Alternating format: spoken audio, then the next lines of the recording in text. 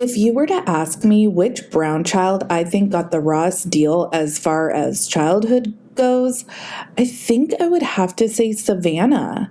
As viewers, we have talked for a long time about the injustice that Truly has suffered as a result of Kody's neglect, but in this video, I want to talk about how Savanah definitely deserved better.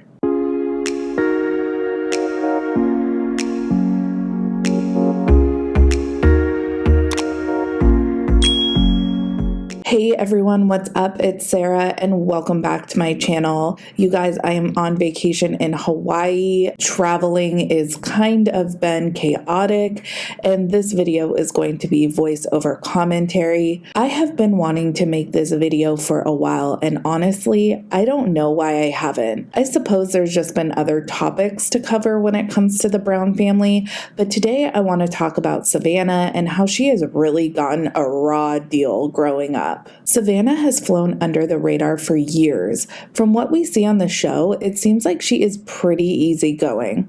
Janelle and Kody have 6 kids together. They have 4 boys and 2 girls. Their oldest daughter is Maddie, and Maddie was lumped in with the older girls growing up. The other sisters were Christine's biological children, so they kind of were a group unto themselves, and Savanah was a little too old to be with the younger kids, so she was kind of there on her own. This move to Flagstaff really threw a wrench into the lives of the Brown children. They moved, and before they had a chance to really get acclimated to their new home and the kids to their new schools, they went into lockdown, which threw all the kids into only seeing their biological siblings. I believe this really affected Savanah the most. Half of her biological siblings were moved out of the house and out of the state, and her 2 brothers that lived at home had jobs and school and girlfriends. And you know, as a former teenage girl myself that has an older brother, having your little sister around all the time at that age is a drag sometimes.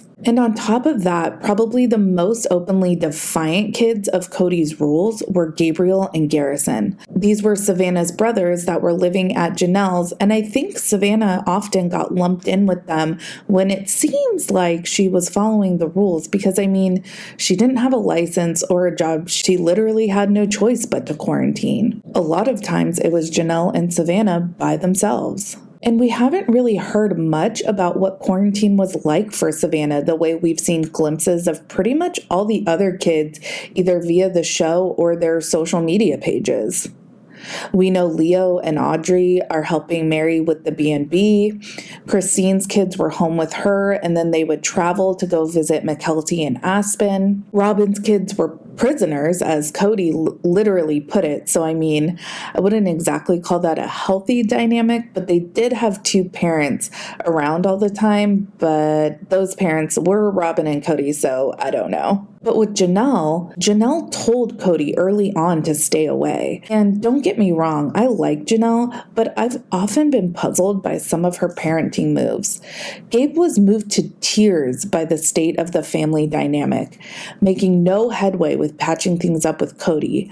I mean, was Savanah cool with Janelle just making a unilateral decision that her dad should just stay away? Honestly, it seems kind of selfish. I'm sure it was the easiest way, though, for Janelle to keep the peace, but still. It has always irritated me the way all the moms have always sang Kody's praises as a father, when objectively, he's just not a good dad. The anthropologist pointed out Kody's blatant favoritism and time inequality, and it just seems very recent that Christine is admitting that her kids are sick of the favoritism. At the one-on-one tell-all, Janelle was like, oh yeah, Kody's a great dad, the kids love their dad, but I'm sorry, if you've never met your son's girlfriend and they've been together for almost a year and you haven't seen your kids in the better part of a year, no, you're just not a good dad in my opinion. Sorry, there's just nothing keeping you from your kids but your ego. Another reason why I wanted to finally talk about this topic was because I saw this article in People magazine.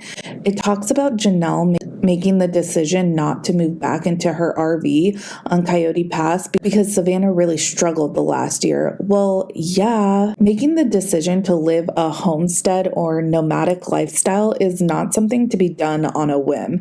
It's actually really difficult and takes a lot of planning and saving from what I've read. Sometimes I feel like Janelle is just so unbothered. She forgets sometimes that she has a whole ass family and 6 whole ass kids that might in fact be bothered. In the article, Janelle says Savanah has really been a trooper the last year living in the RV.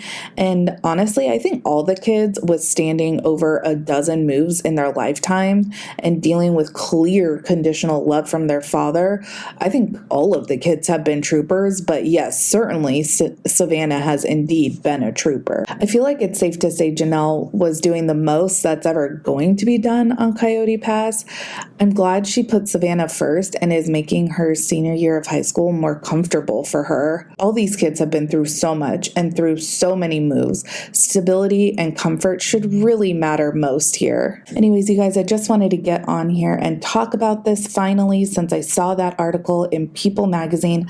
Let me know your thoughts down in the comments. Make sure you like this video, subscribe to my channel, follow me on Instagram and Twitter at Reality Squad, and I'll catch you guys in the next video. Take care. Have a good one. Much love.